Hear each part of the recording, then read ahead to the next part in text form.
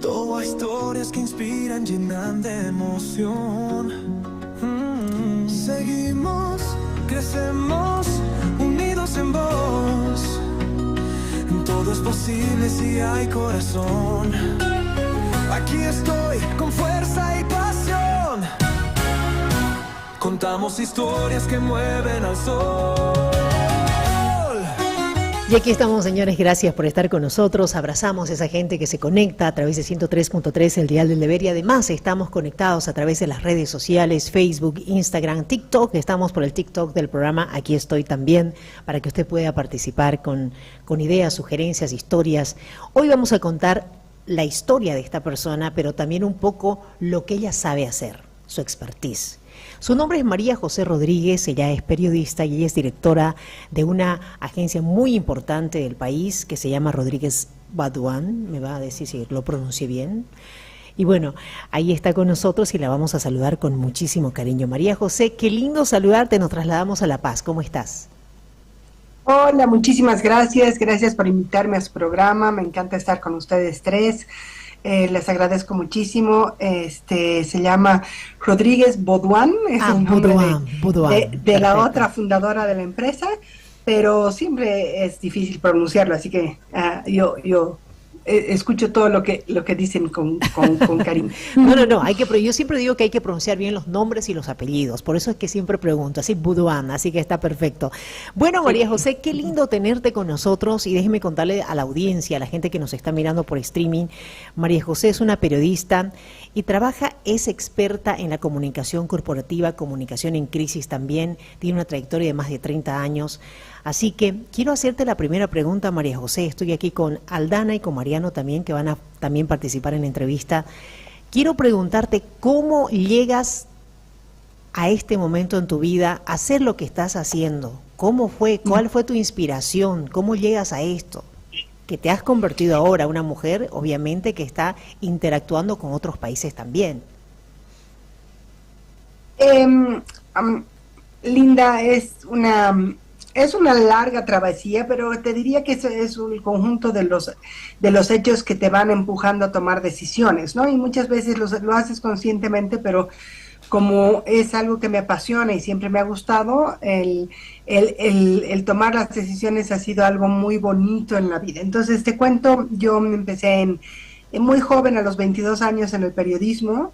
Yo ya era mamá, por lo tanto era bien difícil en esa época ser periodista. En esa época tenías que trabajar hasta las 3 de la mañana, fines de semana, los turnos de Navidad, entonces era complicado. Y cuando cumplí unos 24, creo, 25, una empresa chilena que se llama Tironi y Asociados me contrató y dejé el periodismo, y entonces empecé a ser consultora y me gustó mucho el oficio, y luego fui gerente y luego fui socia, y luego nos independizamos cuando mi socia Mahela Badoin, la otra socia fundadora de Rodríguez Badoin, trabajaba también en Tironi y Asociados conmigo, y decidimos independizarnos como una forma de poder combinar la familia y el trabajo, porque era muy difícil combinar eso en el ámbito del periodismo. Las dos ya teníamos hijos y éramos muy jóvenes, entonces teníamos que encontrar la manera de combinar esto.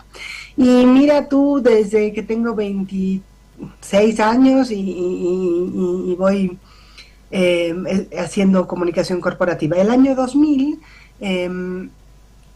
fundamos Rodríguez y Badoin, y nos independizamos totalmente del grupo Tironi y Asociados, siendo que ellos quedaron como grandes amigos y mentores, que siguen siéndolo hasta ahora, los admiramos muchísimo. Y el año 2008 llevé la empresa a Ecuador, y por una de estas ideas que yo le decía siempre a mi socia, hay que salir, hay que ser más grandes, y ella me decía, sí, cuando consigas. Y finalmente conseguimos clientes, y yo me fui a vivir a Ecuador un tiempo, y después yo estuve yendo y viniendo. Mahela luego se fue a hacer literatura, de manera que me dejó sola, y en eso tuve la suerte de tener otros dos socios que son Gustavo Luna y Mariana Campero, y también tener a un director socio tan fuerte y conocedor de la comunicación como es Hernán Terrazas. Entonces nos hemos convertido en una empresa que, si bien era de mujeres jóvenes de inicio, hoy día somos seniors, no te diría que viejos, pero seniors que conocen mucho de la comunicación, y somos, creo, la empresa que tiene más experiencia en temas de crisis y de estrategias de comunicación. Qué bueno, me alegra. Sí, te escucho. Esa es un poco la historia. Qué bueno, qué bueno. Me alegra mucho un poco conocer cómo es que llegas, obviamente, a hacer lo que estás haciendo.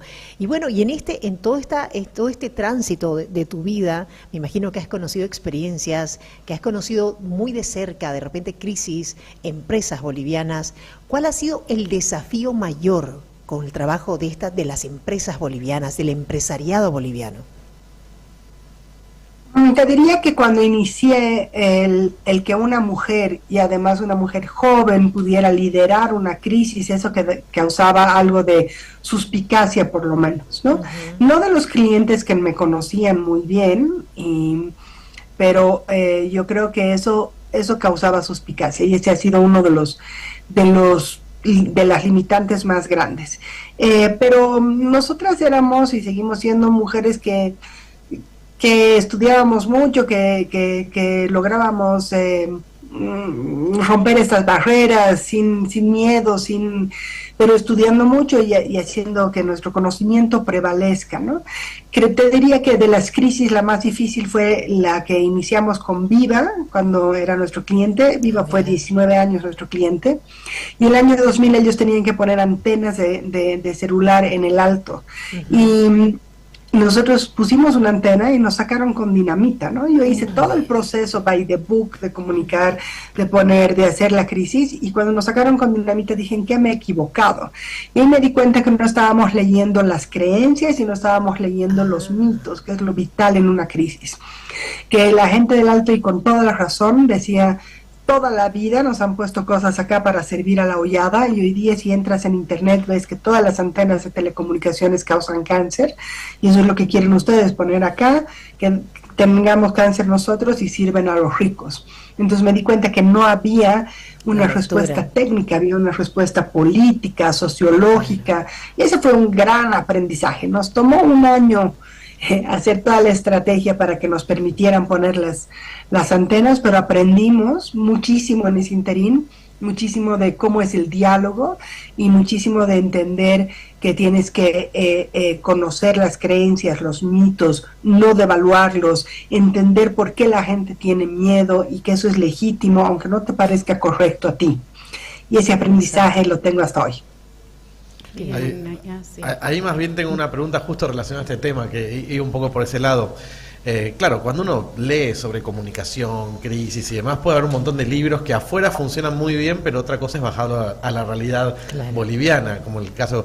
Justamente esa es mi pregunta. Las crisis, a la hora de comunicarlas acá en Bolivia, ¿qué has notado que por ahí tienen que tener como base? ¿Qué has notado diferente a una crisis que por ahí sucede en otro país? Claro, el común denominador, ¿no es cierto? Yo te diría que en los países difíciles, que están muy polarizados o que tienen muchas nacionalidades, lo primero que tienes que ver es cuál es la creencia dominante y la razón de esa crisis entendida para la gente que la está viviendo. Por ejemplo, o soy más clara, ¿cuáles son los mitos que te dicen que esa es la verdad o que construyen la verdad sobre algún tema de parte de la gente que se relaciona con la empresa? Los florícolas, por ejemplo, en el Ecuador, ¿no? Pensaban que por dar trabajo y porque esto era una empresa, una industria que estaba subiendo y que daba mucho trabajo en el Ecuador y que las poblaciones florícolas no tenían desempleo, esa era una ventaja. Y la gente que veía tenía en el mito y la creencia que las flores te generan muchísima contaminación porque tienen muchísimos químicos, siendo que la nueva floricultura ya no usaba esos químicos, ¿no? Pero eso se quedó de hace años. Entonces tú tienes que investigar los mitos que se generan todavía en ese imaginario, las creencias que están marcando tu realidad y que conforman verdades, ¿no? Y empezar a conocer esos miedos y esas realidades sin disminuirlas, sin decir eso no es verdad, lo técnico no es así, porque las crisis no se dan en un campo técnico, ¿no? Y eso hay que aprenderlo en Bolivia. Eso te diría que para una crisis empresarial como para una política. Y si tengo que hacer publicidad, bueno, es cierto que en los libros de crisis eso no está, y por eso escribí un libro en el 2015 sobre mi experiencia en manejo de crisis en Ecuador y en Bolivia, con casos propios de acá y Ecuador. Buenísimo. Tengo una consulta ahí para hacerte, justamente en referencia a lo que estabas diciendo. ¿Por qué será importante tener un experto en gestión de crisis justamente cuando viene esta situación y es tan límite, ¿no?, para la empresa, y dejarse ayudar es importante, y tener de repente alguien interno que haga la gestión que sea crítica, importante, ¿no es verdad? ¿Qué sugerirías tú y por qué lo encuentras importante tener a alguien experto en ello? Qué buena pregunta, Aldana. Mira, lo primero es que la mayor parte de las crisis, y se dice en estadística que el 75% de las crisis se veían venir. Es decir, que las empresas sabían que por ahí podían tener una crisis, pero la veían muy remota o era muy poco técnico o poco racional el tema o el motivo de la crisis, ¿ok? Por eso no se preparan. Entonces, lo primero es que las empresas tienen que prepararse ante estas crisis que creen incluso que no son racionales o técnicas o que no se pueden dar. Hay que prepararse porque el tiempo de manejo en una crisis es vital. Entonces tienes que tener periodos de respuesta muy rápidos, así como te preparas para responder ante un sismo o ante una inundación, te tienes que preparar para una crisis para poder responder rápidamente. En ese proceso de si respondes o no rápidamente, el tiempo que dejes va a ser un tiempo que otros van a incluirse o van a explicar tu crisis, ¿no? Van a haber otros actores, dicen los gringos que esa es la regla de 3 en la crisis, que hay 3 asientos, y estás tú, está la gente que está generando tu crisis, y siempre habrá un tercero si es que tú no explicas bien en su tiempo y todo lo que está pasando. Y te diría que, ¿por qué tienes que llamar a un especialista? Por una razón bien simple. Yo he visto, sin exagerar, en estos 20 años, más de 1,000 o 1,500 casos de crisis, ¿no?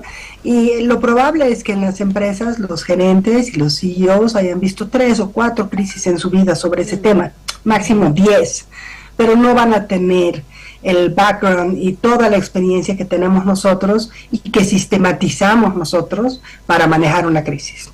Te diría que esa es la gran razón, porque sabemos, porque tenemos los reflejos, pero porque hemos experimentado esas crisis, ¿no? Ahora tengo una pregunta que por ahí puede ser obvia, pero creo que vale la pena conversar. ¿Crisis o problema? Cuando realmente hablamos de crisis, que es necesaria una intervención así como la que estás planteando, y cuando simplemente es un problema que tiene que manejar la empresa internamente. Cuando el problema no afecta a tus consumidores, a tu reputación, a tus negocios, al cierre de un contrato, a la venta de un contrato, a la charla con un posible comprador, a cualquier elemento que vaya a perjudicar la sostenibilidad de tu negocio, por pequeño que sea, entonces se mantiene en problema. Cuando ese problema afecta a lo demás, es crisis.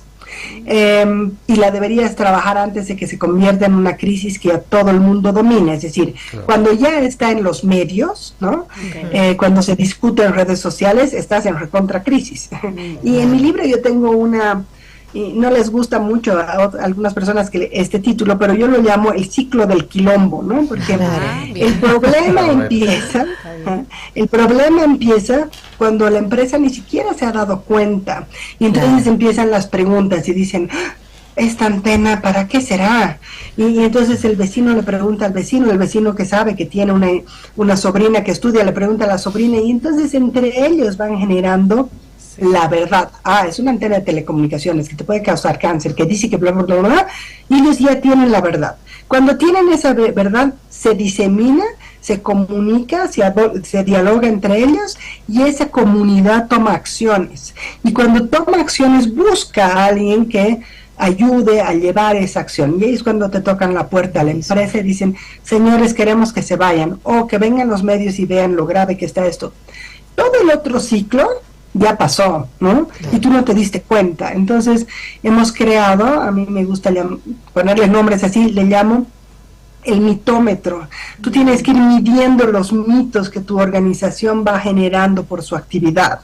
Y no solo si eres extractiva, porque eso es muy claro en una minera o en una petrolera, pero si eres una embotelladora y tus vecinos están cansados de escuchar clac, clac, clac todo el día de los camiones, te van a llamar, ¿no? Entonces, tienes que hacer un estudio de mitos alrededor. ¿Qué piensan? ¿Qué sienten? ¿Qué verdades creen que hay ahí? ¿No? Bueno, María José, y creo que eso es muy importante.